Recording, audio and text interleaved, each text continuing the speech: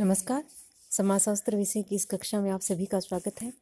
आज हम जानेंगे समाजशास्त्र का अर्थ, परिभाषा और विशेषता। इन सब के बारे में हम चर्चा करेंगे कि समाजशास्त्र क्या है, समाजशास्त्र किसे कहते हैं। सर्वप्रथम अगस्त काम्टे को समाजशास्त्र शब्द का जन्मदाता कहा जाता है।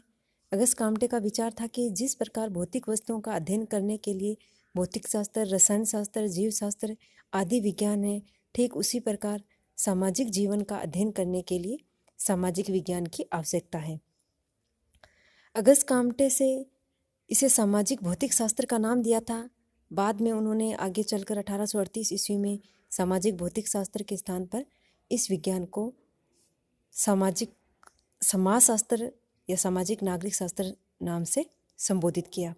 ये जो समाजशास्त्र शब्द है दो शब्दों से मिलकर बना है, सोशियस प्लस लोगस। सोशियस जिसका अर्थ है समाज और लोगस यानी कि अध्ययन करने वाला विज्ञान, अर्थात जिसके अंतर्गत समाज का अध्ययन किया जाता है वह विज्ञान समाजशास्त्र कहलाता है। समाजशास्त्र का अर्थ, परिभाषा और विशेषताएं। समाजशास्त्र समाज का विज्ञान है।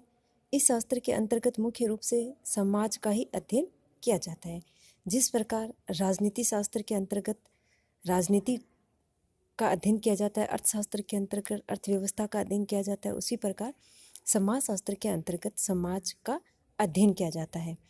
समाजशास्त्र की मुख्य विषय वस्तु सामाजिक संबंध है और सामाजिक संबंधों के अध्ययन के लिए ही समाजशास्त्र का जन्म और विकास हुआ है। क्योंकि समाजशास्त्र में हम मुख्य रूप से सामाजिक संबंधों का अध्ययन करते हैं। नातेदारी व्यवस्था है, परिवार है, संस्था है, समिति है, रीति रिवाज, प्रथा, परंपरा आदि सभी का अध्ययन हम समाजशास्त्र के अंतर्गत करते हैं। ये तो मैकाइवर एवं पेज ने समाजशास्त्र की परिभाषा कि समाज सामाजिक संबंधों का जाल है। मैकाइवर ने कहा कि समाजशास्त्र सामाजिक संबंधों का एक जाल है। इसी प्रकार गिडिंग्स ने कहा कि समाजशास्त्र समग्र रूप से समाज का क्रमबद्ध वर्णन और व्याख्या है। गिडिंग्स की इस परिभाषा से स्पष्ट होता है कि समाजशास्त्र समाज के बारे में है। ये समाज का वर्णन अर्थात सामाजिक संबंधों व घटनाओं का वर्णन करता है। ये वर्णन कल्पनात्मक एवं संज्ञात्मक नहीं बल्कि व्यवस्थित व क्रमबद्ध है। क्योंकि जो समाजशास्त्र सामाजिक घटनाओं और संबंधों का वर्णन करता है वह समाज का क्रमबद्ध और एक व्यवस्थित अध्ययन है। ये अंतरात्मा की आवाज़ या भावना से उद्वेलित नहीं अपितु व्यवस्थित निरीक्षण एवं परीक्षण पर आधारित। इस संबंध में दूसरी बात जिसकी ओर गिडिंग्स ने लोगों का ध्यान आकर्षित किया है वह यह है कि बल्कि ये उसकी क्रमबद्ध व्याख्या को भी करता है।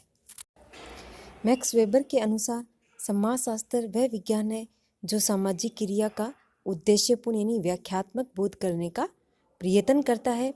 इसी प्रकार जॉनसन के अनुसार समाजशास्त्र वह विज्ञान है जो सामाजिक समूहों, उनके आंतरिक अनुभवों या संगठनों के प्रकार या उन प्रक्रियाओं का जो संगठन के उन स्वरूपों को बनाए रखने अथवा उन्हें परिवर्तित करने का प्रयत्न करती हैं तथा समूहों के बीच संबंधों का अध्ययन करता है। इसी प्रकार मैकाइवर एवं पेज ने कहा कि समाजशास्त्र सामाजिक संबंधों का जाल है।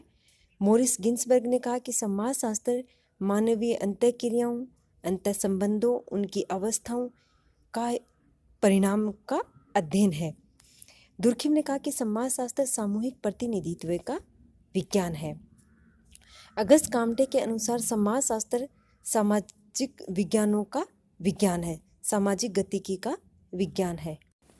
वोन विज के अनुसार समाजशास्त्र एक ऐसा विशेष विज्ञान है जो अंतर्मानवीय व्यवहारों, सामाजिक सहयोग की प्रक्रियाओं, एकीकरण एवं पृथक्करण की प्रक्रियाओं पर केंद्रित है।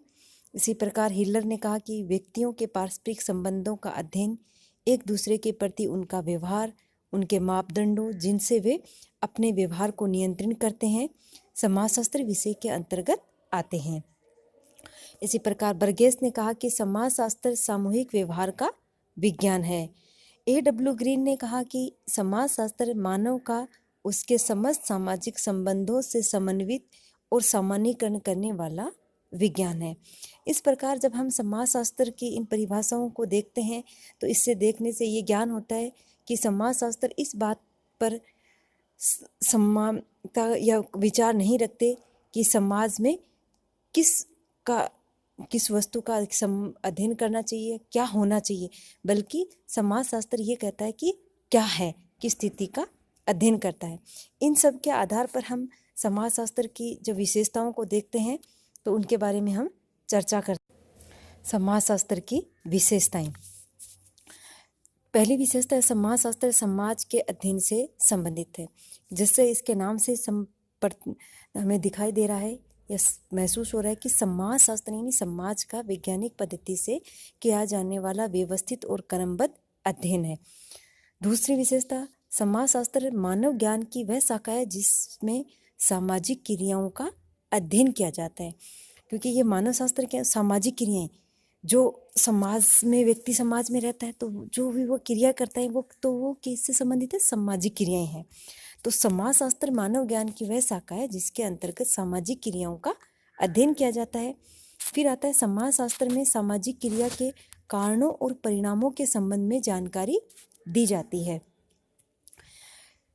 उसके बाद में आता है समाजशास्त्र सामाजिक संबंधों का जाल है। जैसे मैकाइवर पेज ने अपनी परिभाषा में कहा है कि जो समाज है वो सामाजिक संबंध, समाजशास्त्र किससे बना है, समाज से बना है। और समाज क्या है, समाज सामाजिक संबंधों का जाल है। समाज अनेक प्रकार के संबंधों से बंधा हुआ है जो हमें दिखाई नहीं देते हैं। सामाजिक संबंध की प्रकृति अमूर्त होती है जिन्हें हम देख नहीं सकते, केवल महसूस कर सकते हैं। तो समाजशास्त्र समाज से बना है, समाज का अध्ययन किया जाता है, इसलिए समाज सामाजिक संबंधों का जाल है।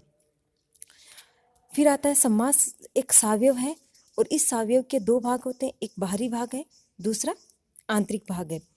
समाजशास्त्र मानव की वह विज्ञान की वह शाखा है जो समाज का एक समग्रता के रूप में अध्ययन करता है।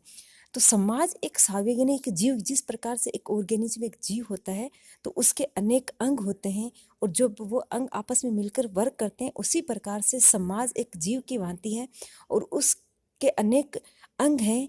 वो सभी अंग एक दूसरे से मिलकर के बंधे हुए संबंधों के द्वारा गूंथे हुए बंधे हुए होते हैं और जब वे मिलकर के एक दूसरे के साथ कार्य करते हैं। उसके दो भाग बताए, जिस प्रकार शरीर और एक जीव होता है उसके भी दो भाग, एक बाहरी भाग जो हमें दिखाई देता है और एक आंतरिक भाग जो हमें दिखाई नहीं देता है।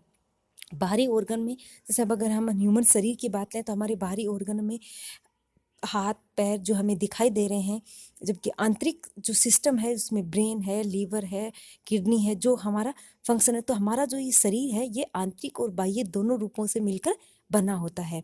उसी प्रकार से जो हमारा समाज है उसके भी बाहरी स्वरूप और आंतरिक स्वरूप होते हैं।